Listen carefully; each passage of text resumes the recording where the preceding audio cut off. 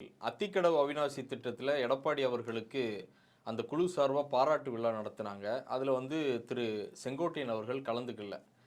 அதுக்கு பின்னாடி வேறு ஏதாவது அரசியல்? கண்டிப்பாக அரசியல் இருக்குது. இன்னும் ஒரு 1.25 வருஷத்தில் தேர்தல் இருக்குது. அதில் செங்கோட்டையனும் எடப்பாடி பழனிசாமியும் ஒரே அணியில் இருந்து தேர்தலை சந்திப்பாங்கன்னு எனக்கு தோணலை. எடப்பாடி முதலமைச்சரான பிறகு அவர் இன்னைக்குள்ள காலகட்டத்தில் இந்த கட்சி தன்னோட கட்சின்னு நிறுவ நினைக்கிறாரு. தான் எம்ஜிஆர், ஜெயலலிதா, எடப்பாடி. இப்போ ஆர்வி உதயகுமார் வரைக்கும் விட்டுருக்காருல்ல, கட்சியில் இருக்கிறவன் எம்ஜிஆர், ஜெயலலிதா, எடப்பாடி தான் எல்லாரும் இருக்குது, அல்லவனுக்கு இடம் இல்லைங்கிற அந்த பாணிக்கு அவர் போகிறாரு. அதை தான் ஆர்வி உதயகுமாரோட அறிக்கை நமக்கு காட்டுது.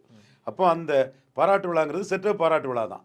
இன்னைக்கு சிவகங்கையில் ஒரு ஊர் மக்கள் உண்ணாவிரதம்னு சொல்கிறாங்கல்ல, அது அதிமுகவும் தாவாக்காவும் சேர்ந்து உண்ணாவிரதம் இருக்காங்க. ஃப்ரெண்டில் எனக்கு தினமலரில் போட்டிருக்காங்கன்னா அதிமுக செட் பண்ண உண்ணாவிரத்தில் தாவேக்காவை கூட்டுறாங்கன்னா இதை ஒரு அலையன்ஸ் மாதிரி நாளை கொண்டு வரதுக்கு எடப்பாடியோட இன்ஸ்ட்ரக்ஷனில் தான் அது நடக்க முடியும். அதில் லோக்கல் அதிமுக காரங்க இதில் நடக்குது. இது முழுக்க எடப்பாடி இன்ஸ்ட்ரக்ஷனில். எடப்பாடி தான் எல்லாம். எம்ஜிஆர், ஜெயலலிதா மறைந்த தலைவர். Dead leaders cannot lead a party. Edappadi alone lead ADMK. So அவர் பெரிய தலைவர்.